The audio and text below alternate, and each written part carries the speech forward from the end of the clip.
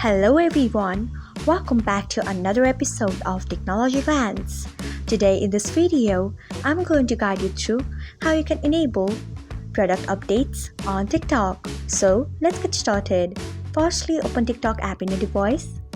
Then tap on your profile icon if you haven't. Next, tap on three lines icon. After that, tap on settings and privacy. Next, tap on notifications. Then scroll until you find email notifications. Then tap on it. After that, you can see the option of product updates. Turn on it by tapping on it. So this is how you can enable product updates on TikTok. Thanks for watching. If you found this guide helpful, we would love it if you hit the thumbs up button below.